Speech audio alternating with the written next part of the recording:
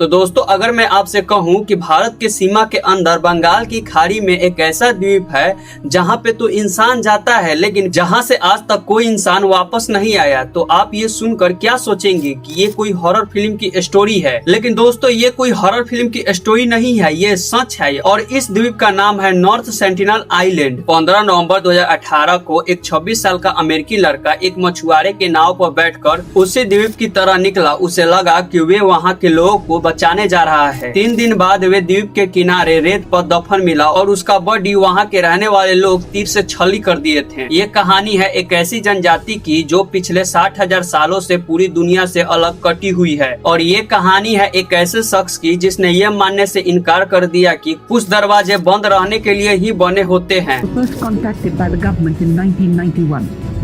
The contact party under the administration is always accompanied by security. The arrow shooting sentinels are a constant fear. क्या ये तीर तलवार युग युग पुराना कोई संदेश तो नहीं दे रही, जिसे शायद आज का इंसान भूल बैठा है। नॉर्थ सेंटिनल आइलैंड अंडमान द्वीप समूह का हिस्सा है, यानी भारतीय क्षेत्र। साइज में देखे तो 6 किलोमीटर चौड़ा और 8 किलोमीटर लंबा, मतलब दिल्ली के एक बड़े इलाके के जितना यहाँ रहती है सेंटिनल जनजाति। दुनिया की आखिरी उन अनकॉन्टेक्टेड जनजाति में से एक, जिनकी बाहरी दुनिया में लगभग कोई संपर्क नहीं है। अनुमानित जनसंख्या 15 से 500 के बीच। अब आप पूछोगे कि इतना फर्क क्यों? क्योंकि कोई भी इंसान पास जाकर गिनती करने में जिंदा नहीं बचा है। तो चलिए अब इतिहास में चलते हैं। 1867 में एक भारतीय व्यापारी का जहाज इस द्वीप के एक रीफ से टकराकर डूब गया। जहाज पर सवार 106 लोग किसी तरह किनारे पहुंचे और उन्हें लगा कि शायद उन्हें अब कोई सुनसान जन्नत मिल गई है। लेकिन कुछ ही घंटों में बिना किसी चेतावनी के तीर की बारिश होने लगी। जहाज के क्रू मेंबर को पत्थर और लाठियां से अपनी जान की बचावा करना पड़ा और 1 हफ्ते बाद एक ब्रिटिश जहाज ने उन लोगों की जान बचाया। इस घटना के 13 साल बाद 1880 में British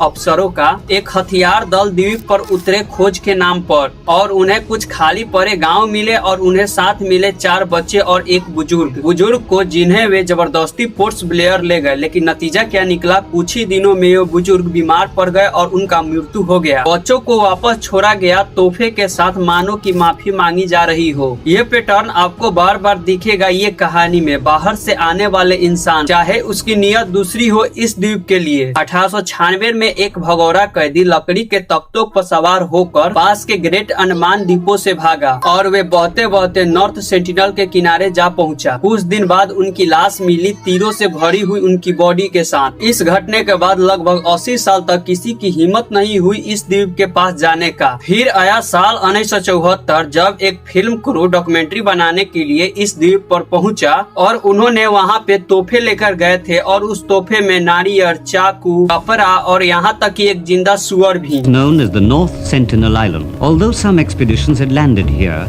the Sentinelese had never been sighted. We left gifts of coconuts, knives, lengths of cloth. सेंटिनी लोगों ने आधे तोहफे जमीन में गाड़ दिए और बाकी को तीरों से जवाब दिया। क्रू का एक मेंबर घायल भी हुआ। 1981 में एक और जहाज MV प्राइम रोज जो द्वीप के पास फंस गया। क्रू ने देखा कि किनारे पे खड़े होकर सेंटिनी लोगों ने भाले और तीर दिखा रहे हैं। इसका मतलब साफ संदेश था कि यहाँ मत आना। लेकिन किस्मत से जहाज इतना ऊंच फंसा था कि तट तक पहुँचना मुश्किल था और क्रू को बिना नुकसान के बचा लिया गया। लेकिन एक कहानी इस पूरे इतिहास में अलग है। वे शख्स जिन्होंने सबका भरोसा जीता। 1967 में एक भारतीय एथनोपोलॉजिस्ट TN पंडित हर 1-2 महीने में उस द्वीप के पास जाकर तोहफे छोड़ते थे, बिना किसी उम्मीद के, बिना किसी जोर जबरदस्ती के। 24 साल तक कुछ नहीं बदला। सेंटिनली उतने ही सख्त थे और उतने ही इन लोगों से दूर रहते थे। फिर 4 फरवरी 1991 में कुछ बदलाव देखने को मिला। पंडित ने एक इंटरव्यू में बताया कि उस दिन सेंटिनली लोगों ने खुद दौड़ते हुए पानी में आए नारियल लेने के लिए। पंडित पानी में उतरे और उन्होंने पहली बार उन लोगों से शांतिपूर्ण संपर्क हुआ और कुछ हफ्तों बाद कुछ सेंटिनी लोगों ने उनकी डिंगड़ी में चढ़कर नारियल की बोरिया तक ले गए। लेकिन एक पल ऐसा भी आया जब एक युवा सेंटिनी ने पंडित की तरफ चाकू निकाल लिया, जैसे कि उन्हें धमकी दे रहा हो। पंडित को फौरन वापस बुलाया गया। भरोसा बनाने में 24 साल लगे और टूटने में 1 पल। यही है इस कहानी का सबसे जरूरी सबक। भरोसा सालों से बनता है और एक गलत कदम पे टूट जाता है। पंडित 1992 में रिटायर हो गए, लेकिन फिर उनके जाने के बाद ऐसा कभी भी उन लोगों से ऐसा संपर्क नहीं बना। 2004 में हिंद महासागर में आई हुए सुनामी पूरे एशिया को हिला दिया। भारतीय सरकार को डर था कि नॉर्थ सेंटिनली लोग पूरी तरह से तबाह हो गए होंगे। एक हेलीकॉप्टर उन लोगों की मदद की इरादे से भेजा गया और जवाब में क्या मिला, सेंटिनली लोग पूरी तरह से ठीक थे और उन लोगों के हेलीकॉप्टर पे तीरे और भाले फेंके जा रहे थे। 2006 में 2 मछुआरे नशे में द्वीप के किनारे बह गए। उन्हें बचाने की कोई गुंजाइश नहीं बची और दोनों मर गए। सरकार ने 100 वापस लाने की कोशिश की, लेकिन तभी भी एक हेलीकॉप्टर तस्वीर के अलावा कुछ हासिल नहीं हुआ। इसके बाद भारत सरकार ने द्वीप के चारों तरफ 5.6 किलोमीटर दूरी पर उसको घेर दिया कि घोषित किया कि वहाँ पे किसी लोगों की जाने के लिए मना है। संदेश साफ था कि इस द्वीप से दूर रहो, लेकिन जॉन एलन चाउ तक ये संदेश नहीं पहुँचा। अमेरिका के अलाबामा राज्य में जन्मे जॉन एलन चाउ का जन्म एक ईसाई परिवार में हुआ। कैंपिंग, हाइकिंग, आउटडोर ये उनकी जिंदगी का हिस्सा था और वे धीरे धीरे एडवेंचर ब्लॉगर्स और खुद को क्रिश्चियन मिशनरी बनाने लगे। लेकिन एक ख्याल उनके दिमाग में घर बना लिया। नॉर्थ सेंटिनल आइलैंड 2017 के अंडमान की एक यात्रा के बाद इस द्वीप पर उन्होंने जाकर धर्म प्रचार करने की कोशिश की। उनकी प्रेरणा थे जिम इलियट, एक और मिशनरी जो 1950 के दशक में। चाउ ने खुद को तैयार किया, मेडिकल ट्रेनिंग ली और वहाँ के लोगों की भाषा सीखा और एक एंथ्रोपोलॉजी की जानकारी ली और उन्हें अब लगने लगा कि वे बाकी सबसे अलग हैं। 21 अक्टूबर 2018 को वे पोर्टल ब्लेयर वापस पहुँचे। अपने परिवार के बताए बिना वे किस मिशन पर निकल रहे हैं। 15 नवंबर को वे मछुआरे की मदद से कानून तोड़ते हुए उस द्वीप पर पहुँचे। उन्होंने अपनी डायरी में लिखा था कि यह एक योजना है और धीरे धीरे मछली जैसे तोहफे के जरिए भरोसा बनाना। पहला संपर्क सुबह करीब 8:30 बजे उन्होंने 2 सशस्त्र सेंटिनली उनके तरफ चिल्लाते हुए दौड़े। चाउ ने तोहफे के तौर पर उनके पास मछली फेंकी और बड़ी मुश्किल से उन्होंने तैरकर अपनी नाव तक पहुँचे। उसी दिन उन्होंने दूसरी बार लौटे और उस समय भीड़ बहुत बड़ी थी। बच्चे भी शामिल थे और चाउ ने अपनी डायरी में लिखा कि उन्होंने भजन भी गाई। प्रचार शुरू किया, तभी एक बच्चे ने उनकी तरफ तीर मारा और वे तीर जाकर उनकी बाइबल में जा घुसा। वे किसी तरह लगभग 1 मील तैरते हुए नाव तक पहुँचे। अपनी डायरी के आखिरी पंक्तियों में लिखा कि अगर उनकी मृत्यु हो भी जाए तो उनका परिवार भगवान या सेंटिनो लोगों से नाराज ना हो और उनका शव वापस लाने की कोशिश ना किया जाए। 16 नवंबर 2018 को सुबह उन्होंने द्वीप की तरफ निकले। इसके बाद इन्हें दोबारा किसी ने जिंदा नहीं देखा। मछुआरे ने दूर से देखा कि सेंटिनी लोग जो थे उनकी शव को रेत में दफना रहे थे। चाउ की मौत की खबर पूरी दुनिया में फैली। कुछ लोगों ने उन्हें शहीद कहा, कुछ ने बेवकूफी। उनके पिता ने खुद खुलकर कहा, मिशनरी सोचो ने उनकी बेटे की जान ली, इससे उनकी कोई हमदर्द नहीं है। लेकिन असली सवाल कुछ और है। सेंटिनी लोग सिर्फ एक हिंसक नहीं है, वे अपनी सुरक्षा के लिए लड़ रहे हैं, क्योंकि बाहरी दुनिया के लोग बीमारी लेकर घूमते हैं। कॉमन फ्लू, खांसी, इन सब जैसे बीमारी को उनके पास सहने की क्षमता नहीं है। 1880 में जो बुजुर्ग मारा वे बाहरी संपर्क के कारण मारा, वे किसी हिंसा के कारण नहीं मरा। अलगाव ही उनकी बचाव की कवच है, क्योंकि जो वे लोग तीर चलाते हैं वे नफरत नहीं बल्कि सदियों के अनुभव से सीखी एक सुरक्षा नीति है। तो दोस्तों, नॉर्थ सेंटिनली आइलैंड की कहानी सिर्फ एक हॉरर कहानी नहीं है, यह एक आईना है जो हमें दिखाता है कि मदद और दखलंदाजी के बीच की लाइन कितनी पतली है। जॉन चाउ का नियत जो भी हो, लेकिन नतीजा यही निकलना था। जिसने सदियों से अपनी जिंदगी सिर्फ अपनी तरीके से जीने की कोशिश की, उसे एक बार फिर बाहरी दुनिया से जूझना पड़ा। आज भी भारतीय नौसेना और तट रक्षक आज भी इस द्वीप का निगरानी रखते हैं, किसी को अंदर जाने से रोकने के लिए और सेंटिनी लोगों की जिंदगी बचाने के लिए। क्या आपको लगता है कि दुनिया को उन्हें अकेला छोड़ देना चाहिए? तो फाइनली दोस्तों, आज का वीडियो को खत्म करते हैं।